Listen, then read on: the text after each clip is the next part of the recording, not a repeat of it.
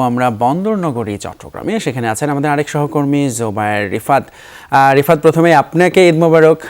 এবং পর্যটন কেন্দ্রগুলোর আপনি আসলে কোথায় আছেন একটু জানাবেন, এবং কেমন ভিড়? যদিও আমি দেখতে পাচ্ছি অনেক ভিড়, একটু বিস্তারিত বলবেন চট্টগ্রামে ঈদের আমেজ কেমন? ডেন্টিস্টের পরামর্শ নাও, নতুন কোলগেট অ্যাক্টিভ সল্ট।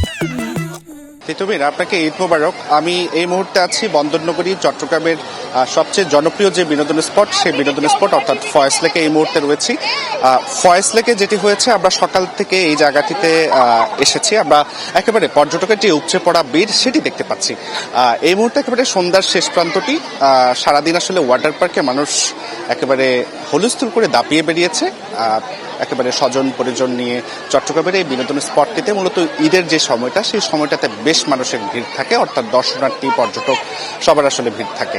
আপনি ক্যামেরার ফ্রেমে যে রাইডটি দেখতে পাচ্ছেন, এটি চট্টগ্রামের ফয়েজ লেকের রাইডগুলোর মধ্যে সবচেয়ে অন্যতম একটি রাইড। সেটি হলো টর্নেডো 360। অর্থাৎ আপনি এই রাইডটিতে মূলত ওঠার পর একেবারে মগজতলায় যে ঘুরপাক, সেটি আসলে খেতে পারে সবাই, বড় ছোট থেকে শুরু করে প্রাপ্তবয়স্ক সব ধরনের মানুষের জন্য এটি প্রযোজ্য। এবং সবাই বেশ হেসে খেলে ঈদের যে আনন্দ, সেই আনন্দ এই রাইডটিতে চড়ে উপভোগ করছেন আমরা দেখতে পাচ্ছি।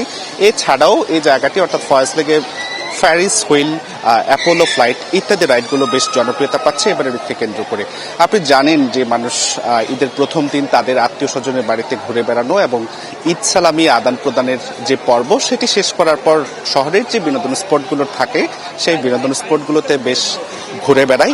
এবং তারই ধারাবাহিকতায় চট্টগ্রামের ফয়েজ লেকে কিন্তু আমরা দেখতে পাচ্ছি মানুষের উপচে পড়া ভিড়, এবং সেটি যত সন্ধ্যা গড়াবে আরও বাড়তে পারে বলে আমরা আশা করছি। তো সব মিলিয়ে চট্টগ্রামের বিনোদন স্পটগুলো থেকে অর্থাৎ ফয়েজ লেক থেকে এই ছিল আমাদের কাছে যে মানুষের যে ঘুরে বেড়ানো দর্শনার্থীদের। রিফাত, আপনি নিজে নিশ্চয়ই দু একটা রাইডে উঠতে চান বা উঠেছেন কিনা সেটাও আমাদের জানাবেন পরে। চট্টগ্রাম থেকে যোগ দিয়েছিলেন আমাদের সহকর্মী জোবায়ের রিফাত।